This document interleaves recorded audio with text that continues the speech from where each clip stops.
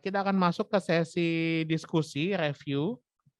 Kita sudah siap ini, ada fasilitator kita, ada Bu Madelina, kemudian Dr. Belladonna dan Bu Happy Pangaribuan akan memandu Bapak Ibu sekalian dalam melakukan perencanaan logistik medis menggunakan ini ada logistik preparedness checklist. Ini sebuah tools yang memang dikembangkan sebenarnya di dunia ini sudah ada menggunakan WFP ya. Dan kita akan pertajam lagi mengenai penggunaannya di logistik medis. Silakan waktu dan layar saya sampaikan ke Bu Madelina ya, kalau sepertinya yang sedang share screen ini. Jelas sekali, ya, merdu. Dari dari tempat saya di Banjarmasin ini sedang hujan deras, jadi untuk menjaga kestabilan saya tidak share video, tapi kita lebih utama ke share screen, sehingga mungkin kita harapkan sinyal bisa lebih stabil. Oke, baik, Pak Tamrin masih di sini ya. Jadi kita langsung saja ini mohon izin. Ya, masih. Ya, baik. Pak Tamrin bersama dengan Bu Warihan Unok, artinya dari Rumah Sakit Tadulako ya, Pak? Ibu Warihan yang Tadulako, Ibu. Saya Rumah Sakit Undata, Provinsi. Oke, baik. Beda rumah sakit, ya.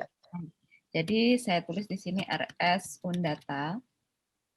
Oke, kalau dengan RS Undata ini kita biasanya sering dengan Pak Anto, kemudian Dr. Franklin dari IGD.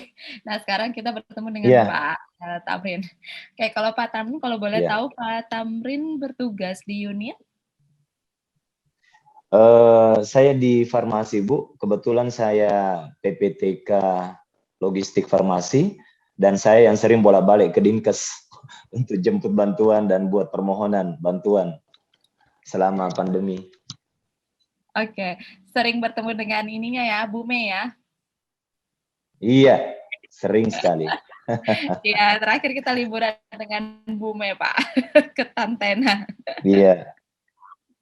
Oke, baik ya. Ini memang Sulteng ini luar biasa ya. Kalau kita bisa jadikan contoh dari rumah sakit, kemudian dinas kesehatan, mereka punya perencanaan. Meskipun tantangan memang semuanya ya, nggak cuma di Indonesia. Karena kalau kita berbicara hospital disaster plan, dinas disaster plan, itu adalah orang-orang yang memang berpikir tentang strategic planning gitu ya. Sedangkan strategic planning ini sendiri itu punya teori juga yang menentang, di mana kalau kita lihat di teori itu ada orang yang nggak percaya juga dengan strategic planning gitu ya, karena dianggap ya tidak operasional seperti itu. Jadi lebih baik respon gitu. Tapi seperti arahan Dr. Hendro, dan itu juga yang kita yakini di kebencanaan, bahwa respon yang baik memang harus disiapkan juga dengan persiapan yang baik. Makanya memang kita ada bertahap. Nah, baik, untuk itu Bapak, di sini kita mohon izin ini untuk mengangkat Pak Tamrin dan RS Undata sebagai contoh pembelajaran. Jadi apapun ini bukan untuk bukan untuk ngetes atau seperti apa, tapi memang ini untuk pembelajaran. Dan kebetulan di sini yang bisa aktif adalah RS Undata, jadi wakil Pak Tamrin. Oke, baik. Mungkin kita bisa asesmen dulu untuk kedepannya ya Pak ya, untuk 8 ini. Mbak Madelina, saya bisa sedikit.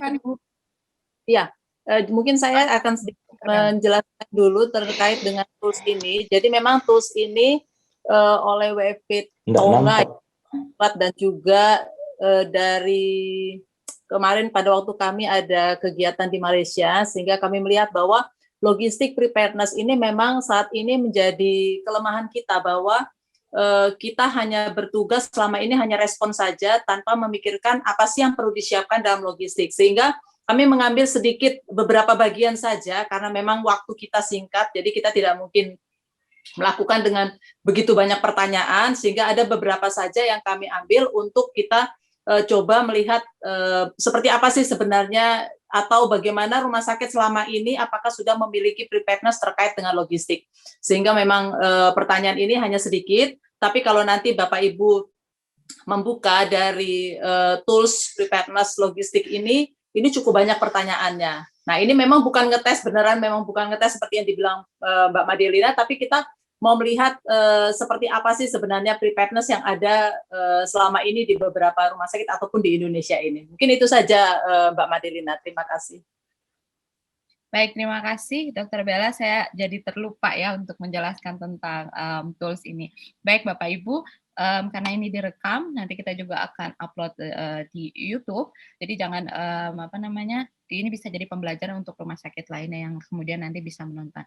Baik, Pak Tamrin, kalau boleh tahu di RS Undata pada saat ini kita tahu ya RS Undata ini sudah beberapa kali review hospital disaster plan. Tapi memang tantangan untuk mensosialisasikan ke seluruh staf rumah sakit yang berjumlah ratusan bahkan mungkin ribuan itu juga sebuah tantangan. Nah, kalau kita boleh tahu ini Pak, untuk tim logistik dan tupoksinya itu seperti apa ya Pak ya? Ini sudah sekitar 1,5 tahun pandemi, boleh diinformasikan? Halo Bu, ya gimana? Ya. Tim logistik? Iya, tim logistik di rumah sakit seperti apa saat ini, Pak?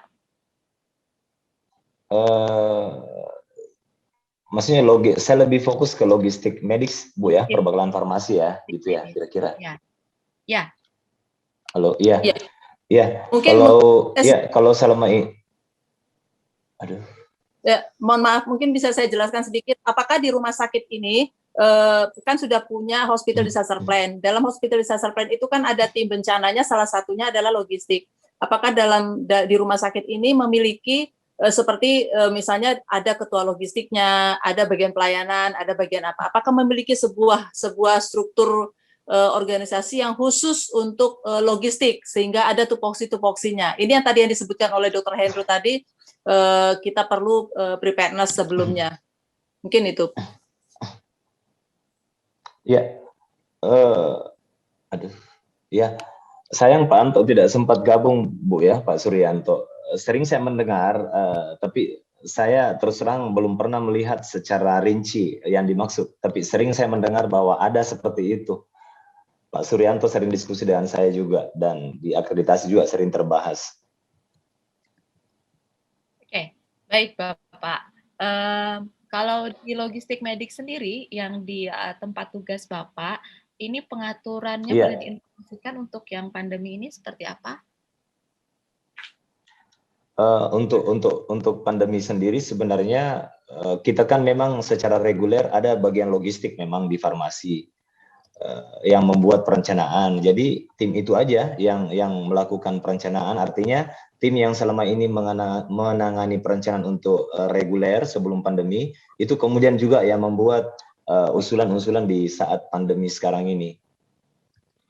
Oke, baik. Dan itu melekat di instalasi farmasi, Bu. Itu melekat di ada satu bagian di instalasi farmasi yang memang namanya bagian logistik. Nah, disitulah melekat kegiatan perencanaan termasuk penginputan pemakaian, sehingga konsumsi bisa dilihat berapa pemakaian bulan ini, jadi lebih ke metode konsumsi, kurang lebih seperti itu. Oke. Baik. Kalau kemarin sempat di pandemi ini ada satgas ya, kita tahu menyebutnya satgas untuk di rumah sakit. Apakah iya, betul. Oh, oke, jadi masih satgas ini yang bertugas ya Pak? Iya, ada satgas. Dan kepala instalasi farmasi saya masuk di satgas, kepala instalasi farmasi saya.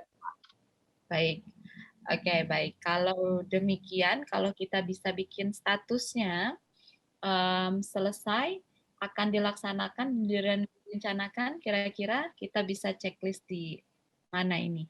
Kalau boleh tahu juga Pak, di satgas itu sudah sampai dengan tupoksinya?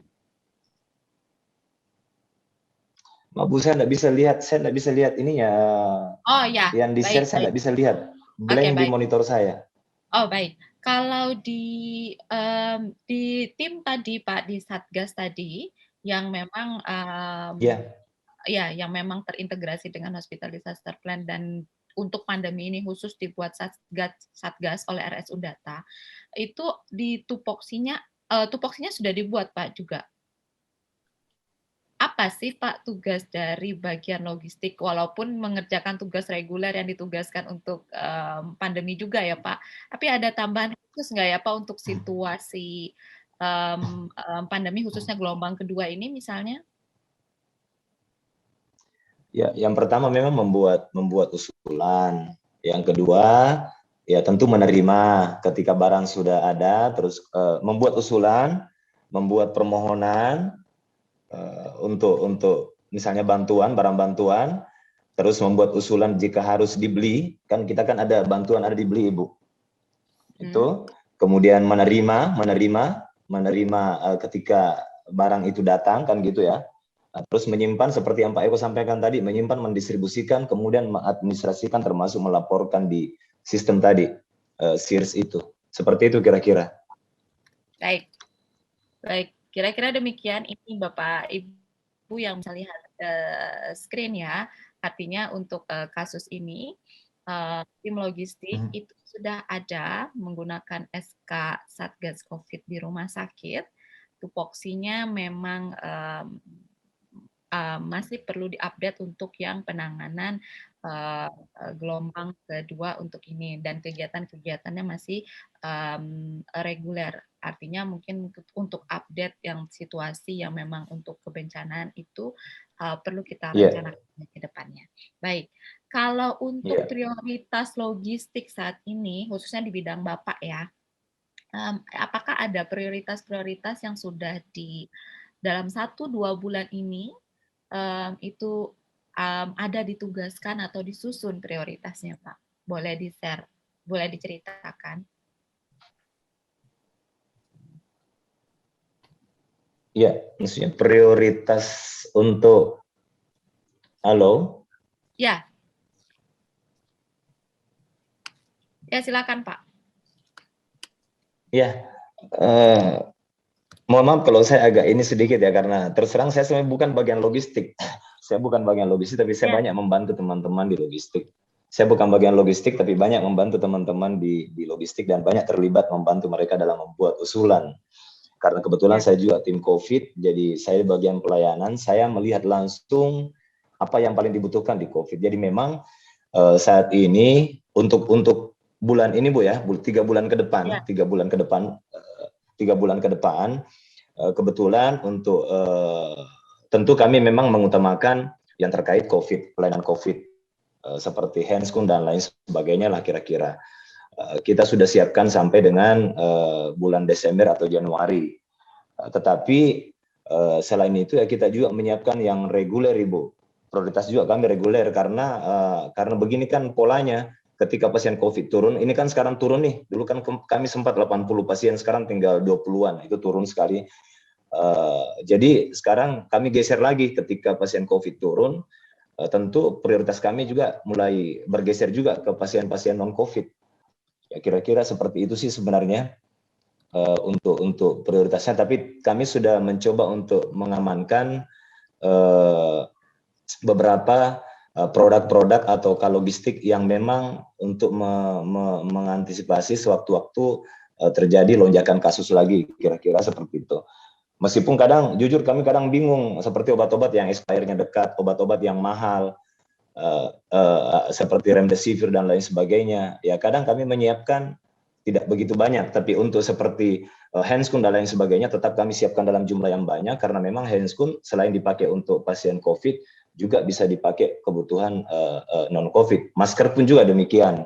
Jadi yang kami coba batasi sekarang adalah barang-barang yang murni nanti dipakai ketika COVID seperti coverall dan lain sebagainya. Kira-kira seperti itu. Nanti kalau ada yang kurang saya coba ini lagi, karena saya bukan di logistik sebenarnya. Tapi saya paham. Ya, ini menginspirasi Pak, tidak apa-apa. Jadi ini bukan memamerkan ini ya, tapi ini menginspirasi. Yang ketiga, nanti ini mohon dikomentari oleh Dr. Bella, kemudian Dr. Hendro dan Dr. Eko. Kemudian yang ketiga, ini terkait dengan mekanisme rencana tahunan untuk memperbarui peningkatan kapasitas logistik.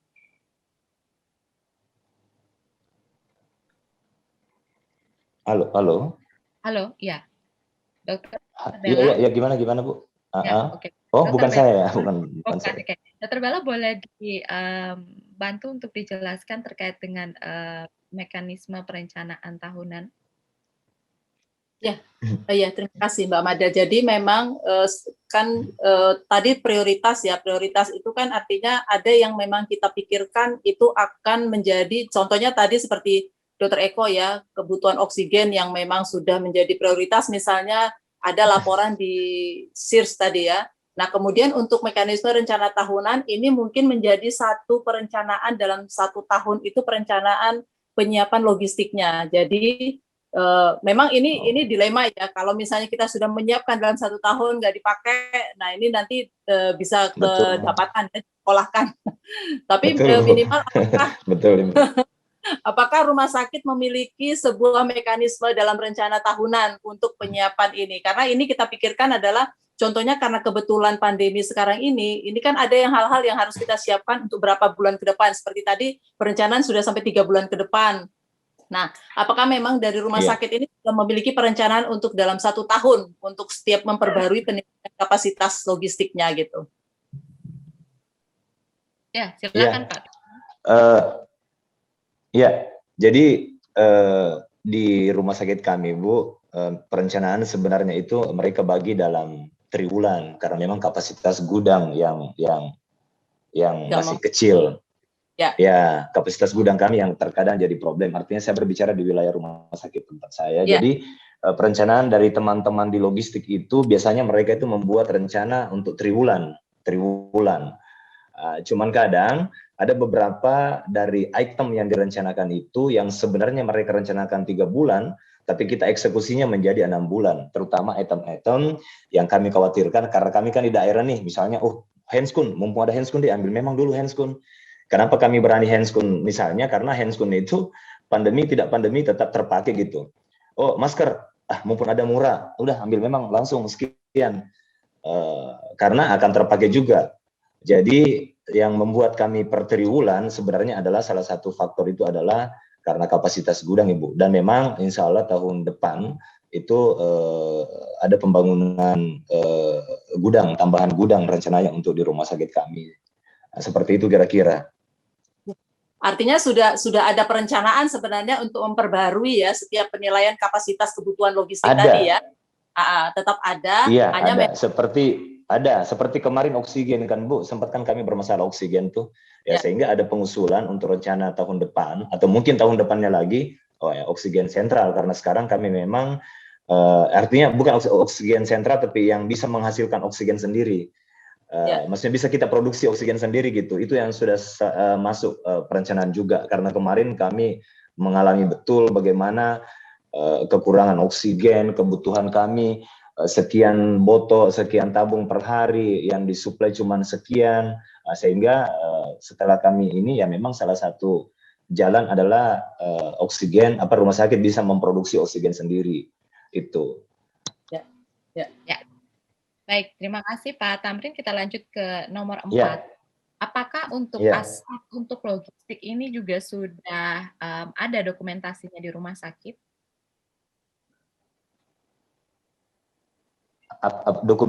Maaf agak terpotong sedikit. Dokumentasi.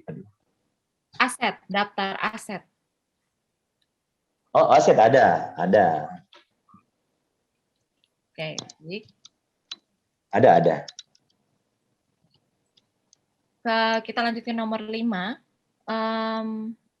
Apakah sudah disusun juga oleh rumah sakit terkait dengan kontrak kerjasama seperti yang Bapak ceritakan tadi, pemasok lokal, kemudian bisa memproduksi sendiri, kemudian di mana? Ya, itu silahkan diceritakan Pak. Untuk kontrak, halo? Ya, silakan. Jelas Pak. Iya Bu. Iya, sudah dilakukan itu. Kalau boleh diceritakan salah satu contohnya, Pak. Halo. Ya, kalau boleh diceritakan salah satu contohnya. Kontrak kerjasama dengan siapa di Sulteng?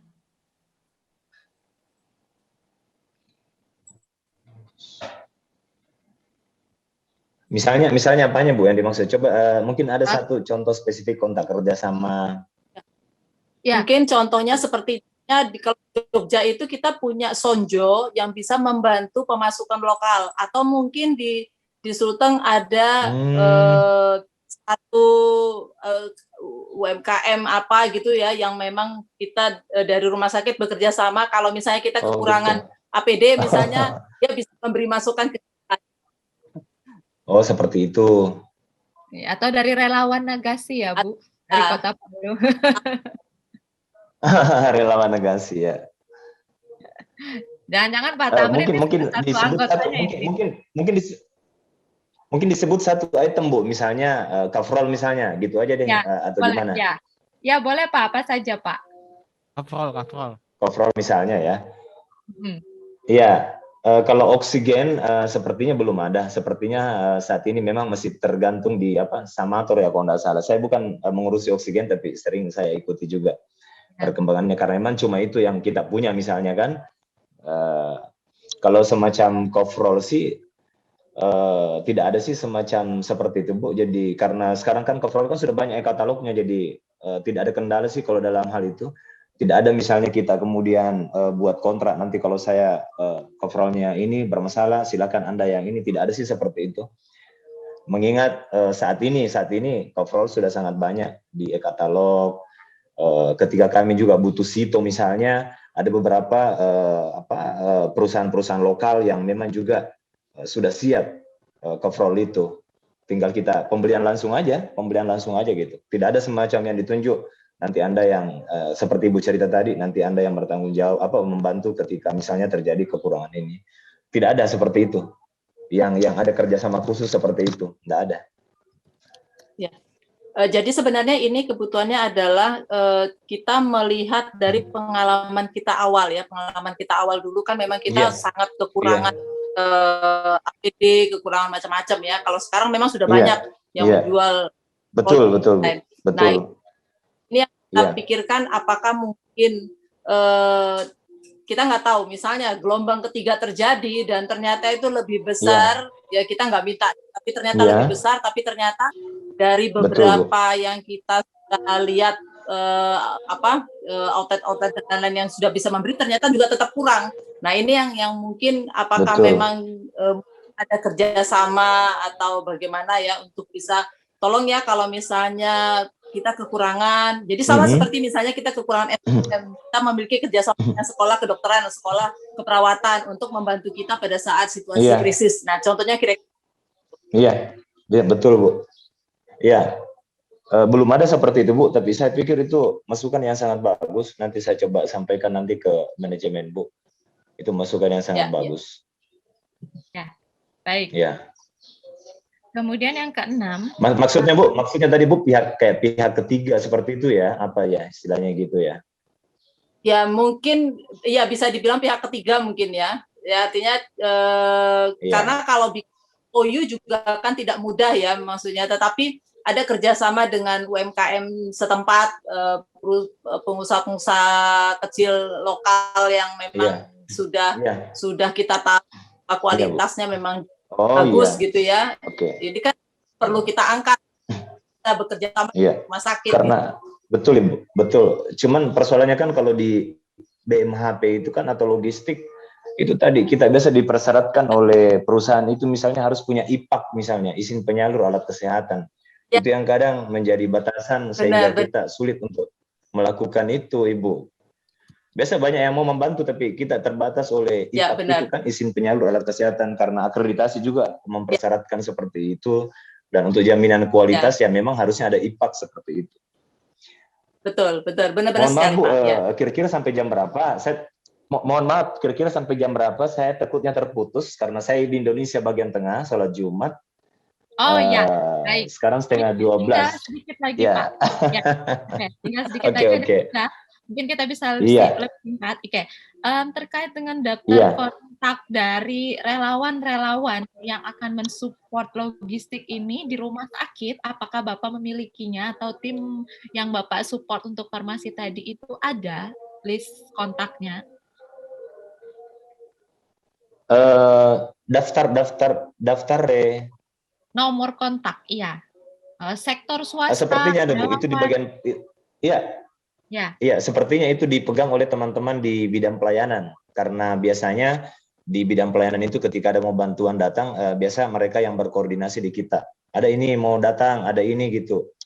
Di bidang pelayanan yang pegang, Bu. Saya yakin ada itu. Saya yakin ada itu. Ada. Baik. Kalau saat ini yang ada form untuk logistik ini, penerimaan, pendistribusian, dan lain sebagainya, atau apapun, itu boleh, seingat Bapak, boleh diidentifikasi apa saja yang sudah dimiliki untuk form-form yang dimiliki RS Undata? Formnya, ada sih form standar, Bu. Ada form standar kami dari Dinkes yang kami isi. Ya, karena memang itu juga jadi bahan ini standarnya memang dari Dinkes, mungkin untuk laporan teman-teman Dinkes juga kan ke pusat itu ada formnya, pertanggungjawaban karena kita gini, ketika mau ke Dinkes membuat permohonan bantuan, biasa mereka gini, mana laporanmu dulu, berapa stokmu sekarang gitu, itu selalu kita isi, isi.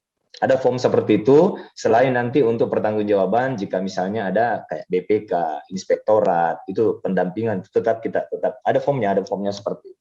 Dan standarnya dari Dinas Kesehatan waktu itu, Bu. Selain ada juga kita buat terakhir ini ya, Pak. Itu. Oke, masuk. Terakhir ini, Pak. Oke. Ya. Terakhir ini, Pak, pertanyaannya. Apakah selama gelombang 1 dan gelombang kedua ini, khususnya di bagian farmasi, ini pernah melakukan review pembelajaran ke depannya, kemudian membuat rencana kontingensinya, Pak? Atau bahkan mungkin pernah disimulasikan untuk proses logistik ini? Proses logistik. Gimana ya? Pendokumentasiannya. Ya. Jadi seingat saya pernah Ya, seingat saya pernah. Jadi waktu itu N95 yang kita angkat waktu begitu sulitnya mendapatkan N95. Sehingga ketika itu ya kita kerjasama dengan teman-teman PPI. Sepertinya kita kesulitan kalau untuk pengadaannya. Ayo gimana kalau kita reuse, dibuat semacam simulasi. Pernah sih itu simulasi ya kecil-kecilan seperti itulah, termasuk coverall. Dan sekarang kami betul-betul jumlah coverall pemakaian kami sangat menurun semenjak teman-teman sudah siap menggunakan gaun. Kalau dulu kan betul-betul tidak berani, tapi edukasi dan lain sebagainya, pendekatan dari PPI juga, sehingga pemakaian coverall itu sudah sangat menurun dibanding sebelumnya gitu. Ya. Ada simulasi-simulasi kecil-kecilan. Gimana? Ya. Baik, Mas. Artinya untuk farmasi pendokumentasiannya ini masih seperti laporan normal yang menggunakan pertanggungjawaban tersebut ya, Pak ya? Iya.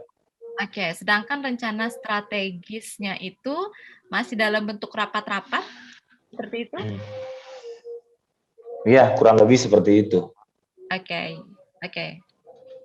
Baik, Dokter Bella, ini 8 pertanyaan sudah selesai. Jadi saya boleh minta klarifikasi ya, minta penjelasan lebih ininya ke narasumber ya, Bu ya, Pak Gede, boleh ya, izin ya. Oke, baik. Oh ya, silakan. Ya, terima kasih Pak Tamrin. Ini Rumah Sakit Undata memberikan pembelajaran atau inspirasi ya untuk kita dengan sukarela ini jadikan contoh. Baik, untuk rumah sakit lain barangkali boleh ada tanggapan dulu yang bergabung di sini dari UNTAD, dari Rumah Sakit Harapan, RS Kebayoran. Thank you. Oke. Ya, silakan Bapak Ibu yang mau memberikan tanggapan dari preparedness checklist ini, logistik preparedness checklist, monggo. Ya, silakan sebelum kita ke konfirmasi ke narasumber. Oke. karena waktu juga ya, ini sudah Jumatan, baik di Indonesia Tengah dan Indonesia Timur ini sudah cukup siang. Baik, kira-kira seperti ini Bu, Dr. Hendro, Dr. Eko, dan Dr. Bella. Jadi dari pembelajaran narasumber ini memang kalau dapat saya simpulkan ini ya,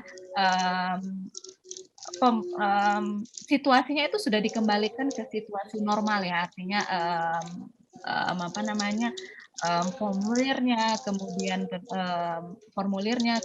tupoksinya dan lain sebagainya. Nah, sedangkan memang pandemi ini memang kabur ya, fasenya ini itu entah di transisi darurat atau ini masih darurat atau kita jelas masuk ke fase pemulihan ya ini ya.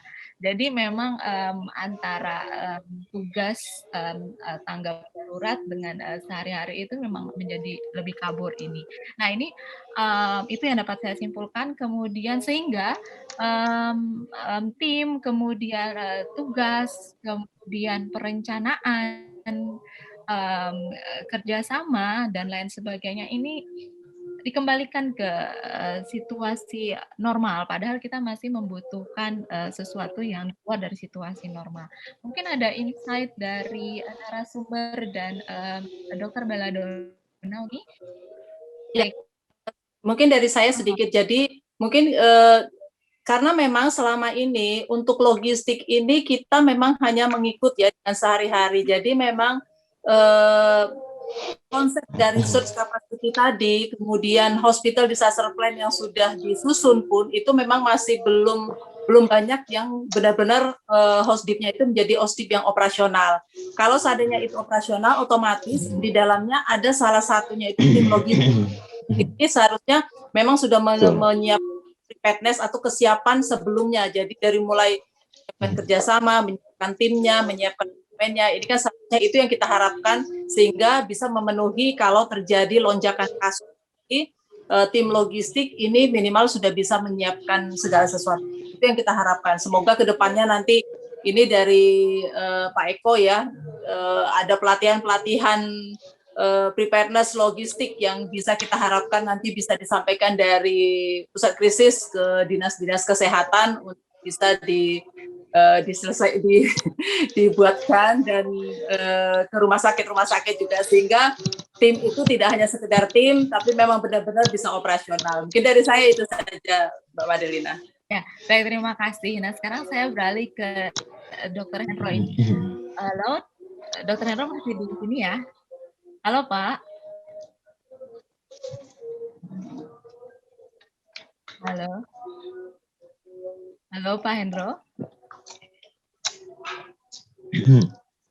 Oh ya, Pak Dr. Hendro masih di sini ya? Tadi masih. Oke, kalau misalnya belum, saya ke Dr. Eko dulu ya. Nah ini Dr. Eko menarik ya. Tadi dokter juga sempat menyebutkan ya bahwa ya tim logistik ini salah satu tantangannya adalah bagaimana mengkoordinasikannya dengan si pengeksekusi gitu ya. Karena kalau kita lihat SIR itu juga sudah terisi dari update yang sudah Dr. Eko sampaikan tadi itu ada update gitu ya. Jadi bahkan di aplikasi itu kalau yang memang membutuhkan sudah ada tanda merah seperti itu ya. Boleh dikomentari Dok yang seperti ini? Baik, terima kasih Bu Madelina. Ini saya ingin menekankan pada beberapa hal. Ini pertama yang terkait mekanisme penyusunan rencana. Ini kan rencana di sini hanya rencana tahunan saja ya. Memang ya salah satunya adalah rencana tahunan, tapi mungkin perlu juga bahwa dalam 1 tahun tersebut rencana tersebut update ya, dilakukan update, mungkin bisa sebulan sekali atau 3 bulan sekali, dan juga apabila terjadi situasi khusus ya, misalnya kemarin terjadi lonjakan kasus ya pada bulan Juni. Nah itu juga perlu dilakukan penyusunan rencana untuk penanganan lonjakan kasus tersebut. Yang jelas pasti kebutuhannya akan beda dengan rencana kebutuhan yang kita sudah susun untuk periode 1 tahun. Karena kan ini ada suatu kondisi khusus ya, di mana terjadi peningkatan kasus misalnya, sehingga membutuhkan jumlah logistik yang jelas, membutuhkan peningkatan jumlah logistik yang segera ya harus dipenuhi. Nah itu sudah pasti perlu rencana kebutuhan yang darurat, yang update sesuai kondisi tersebut, seperti itu.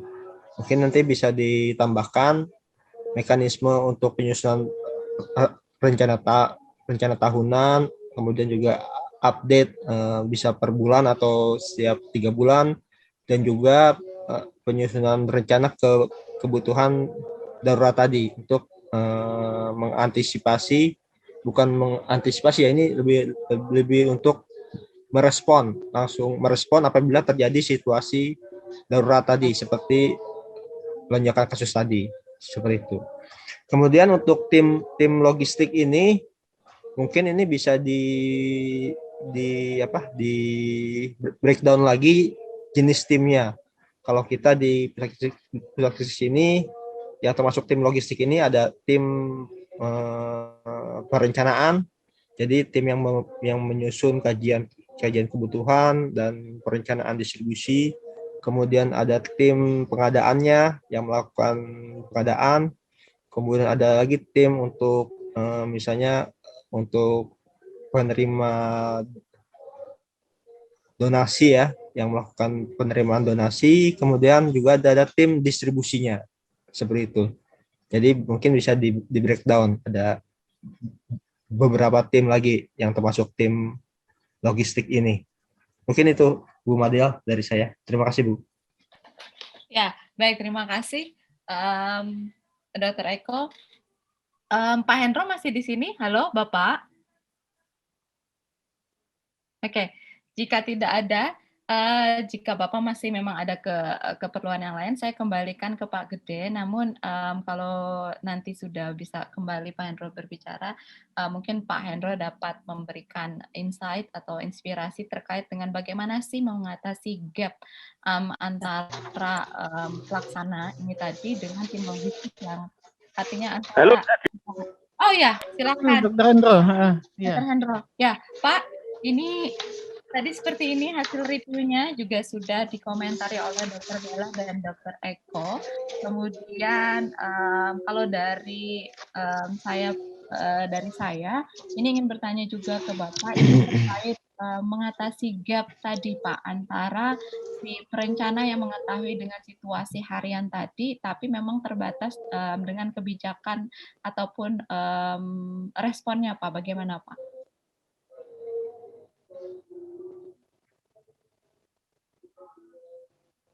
Sepertinya gangguan ya Pak Gede ya? Iya, tadi sempat muncul kameranya, tapi sepertinya beliau lagi jalan itu. Ya, baik. Halo? Dari saya. Ya. Ini? Monggo.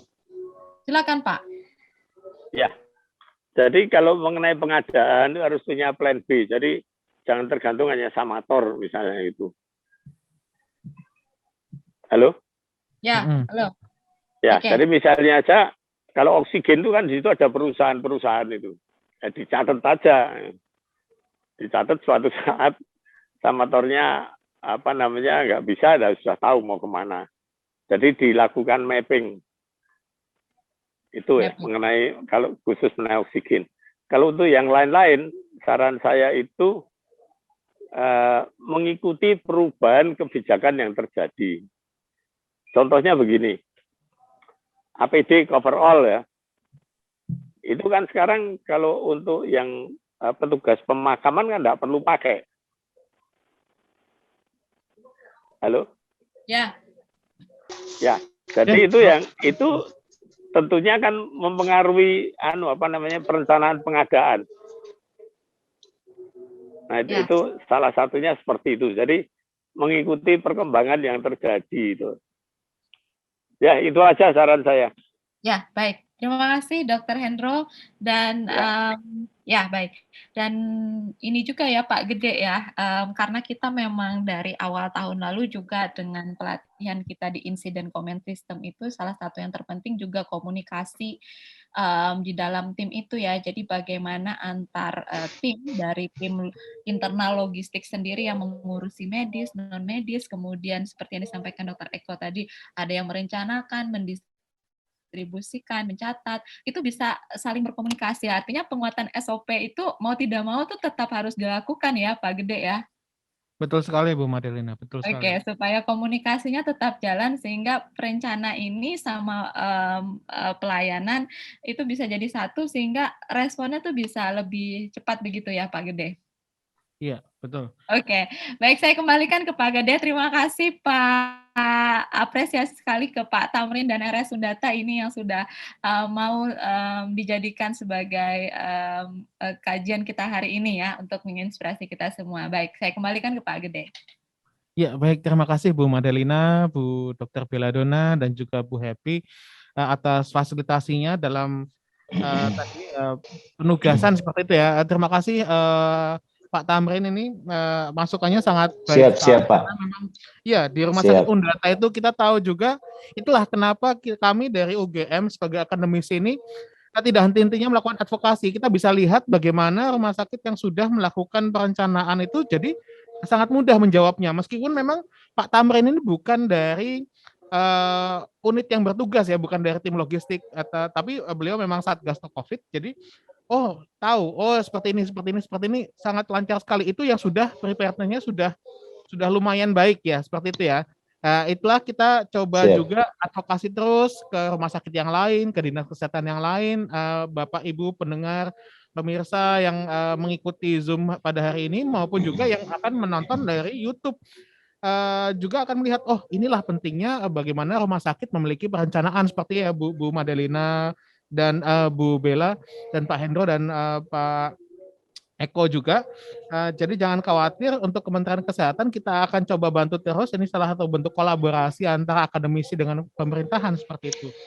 Kemudian tadi baik sekali yang tadi disampaikan oleh Bu Madelina juga, sinergi dengan Dr. Hendro mengenai kontrol dan koordinasi. Jadi checklist logistik preparedness ini adalah sebuah bentuk kontrol dari rumah sakit atau ya baik itu dinas kesehatan maupun rumah sakit itu dan puskesmas, baik untuk memiliki checklist seperti ini dalam tadi dokumen kesiapsiagaannya atau hospital disaster plan seperti itu. Baik, mungkin kita akan segera menutup acara ini karena memang sudah waktunya. Mungkin ada sepatah dua patah kata dari para narasumber, mungkin dari awal Bu Bella dan tim, ada yang mau disampaikan sebagai penutup. Nanti akan kita juga berjumpa lagi minggu depan. Tapi pendekatannya mungkin lebih dari bottom up ya. Kalau ini kan top down. Ada Kementerian Kesehatan, ada Rumah Sakit Vertikal. Silakan Bu Bella untuk menyampaikan. Ya, kalau dari saya sendiri bahwa dalam situasi kita saat ini, terutama Indonesia yang memang kita tahu rawan bencana dan saat ini dengan pandemi, bahwa persiapan itu memang harus benar-benar disiapkan, baik itu melalui dokumen ataupun simulasi, sehingga pada waktu terjadi lonjakan kasus kita bisa siap. Jadi artinya apa yang kita kerjakan ditulis, apa yang kita tulis itu dikerjakan. Mungkin itu saja Pak Gede. Terima kasih. Ya, terima kasih Bu Dr. Belladonna. Bu Madel atau Bu Happy yang mau menambahkan? Keheningan yang tercipta. Baiklah, Dr. Eko, kata penutupnya. Baik, terima kasih Pak Gede. Ya mungkin dari saya ya untuk lebih meningkatkan koordinasi saja ya ini antara baik pemerintah pusat, pemerintah daerah, provinsi, kabupaten, dan juga fasilitas kesehatan, rumah sakit juga dengan akademisi ini dalam upaya menjamin ketahanan pasokan distribusi logistik kita untuk kesiapsiagaan dalam penanganan COVID ini. Karena dengan koordinasi yang baik, insya Allah distribusi logistik akan dapat terlaksana dengan baik. Demikian Pak Gede. Ya, baik, alhamdulillah Dokter Eko. Insya Allah akan kita lakukan terus koordinasi ini dan kita advokasikan juga ke Bapak Ibu praktisi tenaga kesehatan di lapangan. Dokter Hendro jika masih bergabung mungkin ingin memberikan sepatah dua patah kata penutup, Dokter Hendro.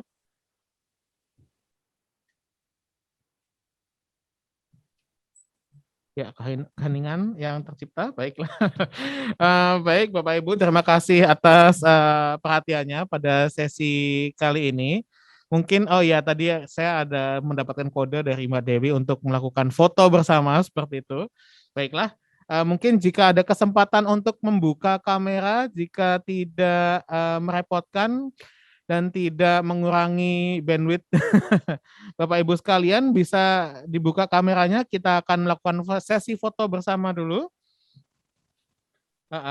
Jadi jangan lupa minggu depan kita juga masih ada sesi mengenai logistik medik ini, tapi dengan pendekatan yang berbeda. Kalau tadi ya top down, ini bottom up, bagaimana mobilisasi sumber daya logistik medik dari masyarakat seperti itu. Gimana Mbak Dewi, sudah siap di kode 1, 2, 3? Ya. Oke, 1, 2, 3. Iya, bagus sekali. Sekali lagi, oke baik. Sangeo, boleh. Iya. Ya, 1, 2, 3. Iya, bagus sekali. Ini memang lagi ngehits ya, Sarangeo ini. Cinta buat Bapak Ibu semuanya yang sedang bertugas maupun yang melakukan koordinasi baik lintas sektor, lintas level, selalu tetap semangat. Jangan lupa, saya ingatkan kembali, kita masih di fase PPKM ya, masih PPKM sampai tanggal 4 Oktober. Ya, ada ketentuannya, Bapak Ibu yang sudah vaksin, alhamdulillah dijaga prokesnya, kemudian yang belum vaksin, atau terutama yang Bapak Ibu nakes, semoga vaksin ketiga segera dapat diakses, terutama di daerah luar Jawa. Terima kasih perhatiannya, mohon maaf jika ada salah-salah kata. Assalamualaikum warahmatullahi wabarakatuh, selamat siang.